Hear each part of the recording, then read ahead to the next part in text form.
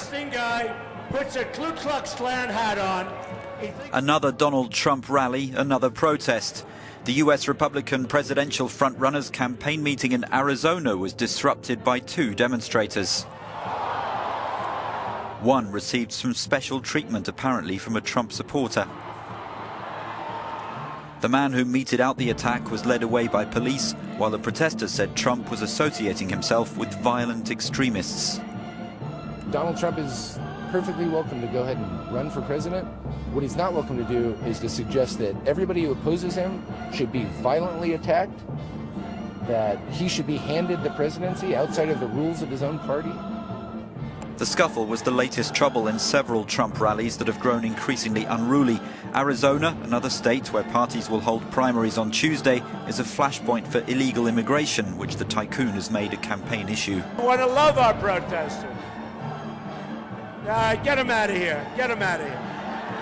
Get them. Get them out of here.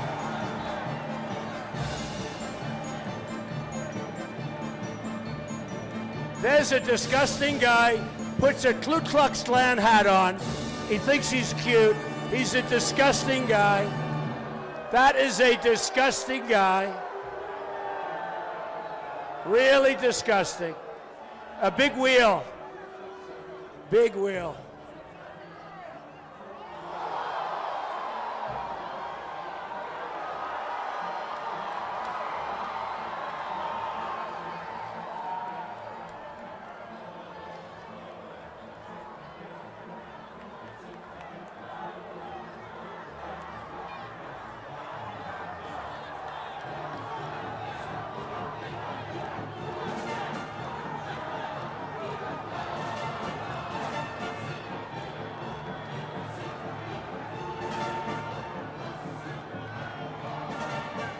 I tell you, folks, that's a disgrace. You know, they're taking away our First Amendment rights. They're troublemakers. They're no good. And we better be careful. We've got to take our country back, folks. We've got to take our country back.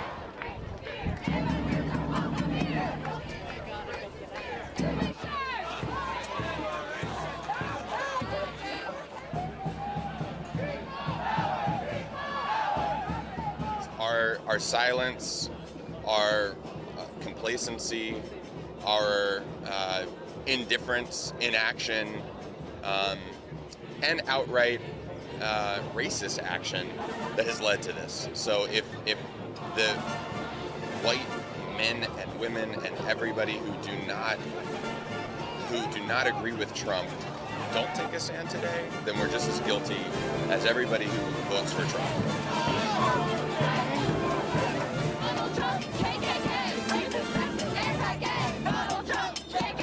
I'm here because it's important for us to recognize the danger that Trump represents in his rhetoric, in the people he's mobilizing through racism, through fascism, through Islamophobia.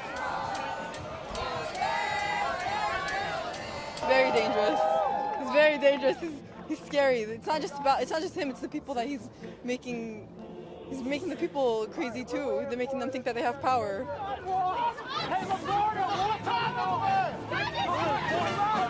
Force protection.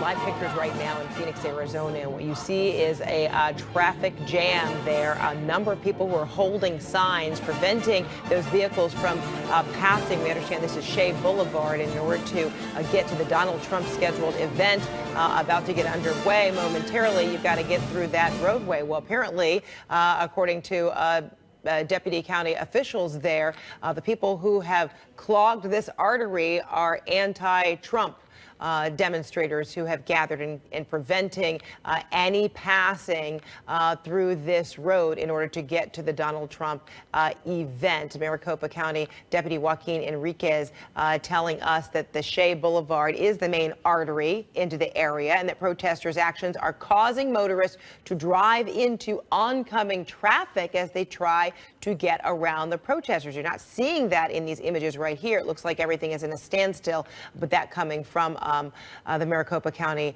authorities, who are describing it as a potentially dangerous situation. An escalating series of violent incidents at Donald Trump rallies over the last few weeks, encouraged by Trump himself, has observers in both parties worried about what could happen next. For more on this, it's time for a closer look. The last few weeks in particular have been marked by a series of disturbing incidents at Trump rallies. For months, journalists and protesters have reported the increasing use of racial slurs and violent threats, and then on Wednesday, this happened. The 78-year-old man, 78, has just been charged with assault after allegedly hitting a protester at a Donald Trump rally in North Carolina. It's this shot, caught on camera, that has Donald Trump facing new fire. You can see the supporter, 78-year-old John McGraw, sucker punching a protester at a North Carolina rally. First of all, if there's ever been someone who screams sucker puncher, it's this guy. Hat, vest, ponytail. He looks like he's wearing a Halloween costume called the Sucker Puncher. And the next time you doubt being black in America might have some downsides, notice that after the sucker punch, police tackled the guy who got punched.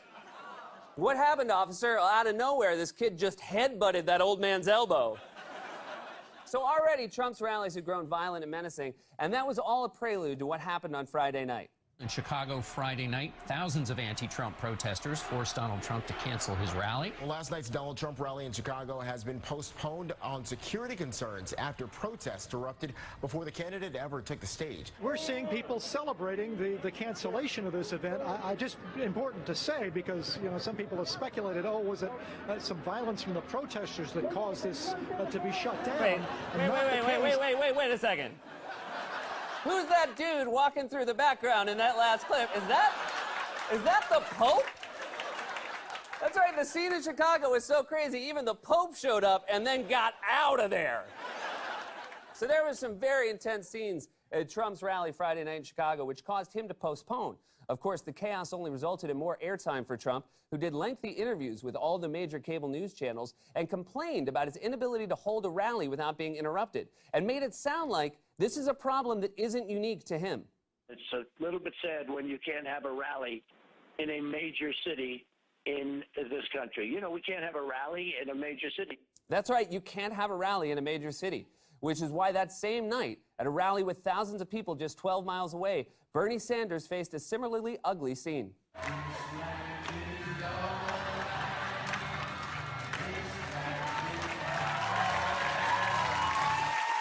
Bernie's candidacy is less of a political campaign and more of just a national drum circle. Literally, look at the size of that drum. Bernie Sanders hates the big banks, loves the big drums. It's becoming clear that Woodstock never really died. It just bought a suit and ran for president. So despite the fact that other candidates have had no problems, Trump claims he's not responsible in any way for the violence at his own events. Do you accept any responsibility for creating this atmosphere?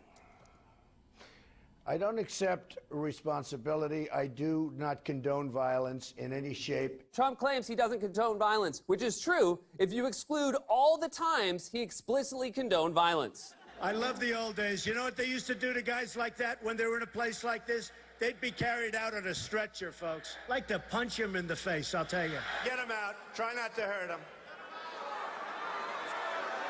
If you do, I'll defend you in court. If you see somebody getting ready to throw a tomato, knock the crap out of them, would you? Seriously.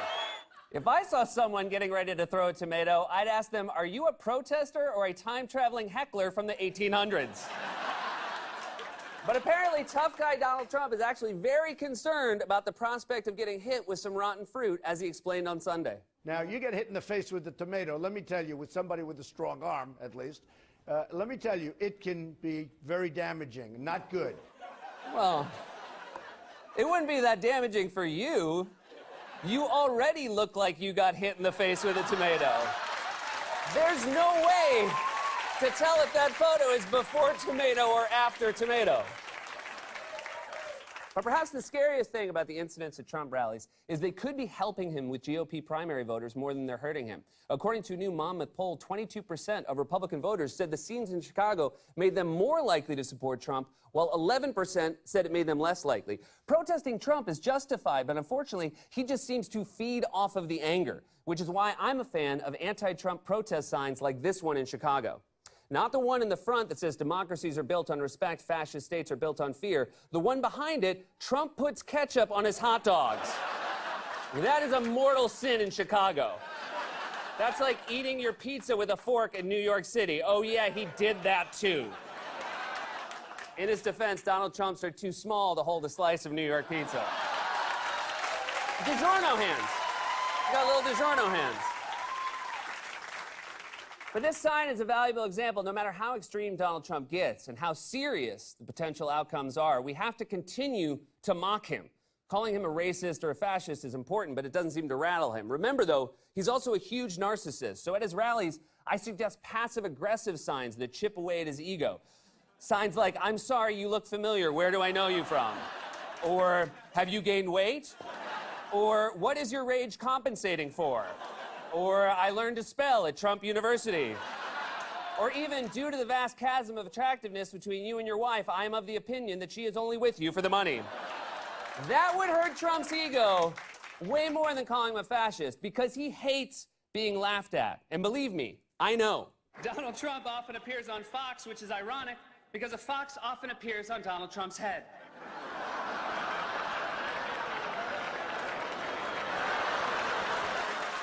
That was 5 years ago. That was 5 years ago. He still eggs my house every morning with the best eggs. He Fabergé eggs my house.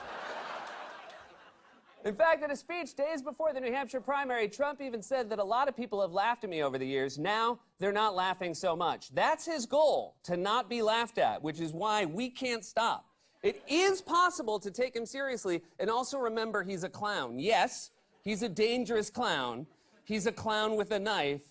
But at the end of the day, he's still a clown. And never were both the danger and the ridiculousness of Trump on better display than when he asked supporters at his rally to raise their hands and pledge to vote for him. It was a terrifying image to a lot of people, and most Trump supporters went along with the pledge, except for one notable holdout. I do solemnly swear. Look at the furry, four-legged audience member who seemed to be an unwilling pledge participant. That's right, a dog refused to take the pledge. Dogs, it should be noted, are literally known for their loyalty, but even a dog is like, this is up, I don't want to do this. Take a cue from that guy. This has been A Closer Look.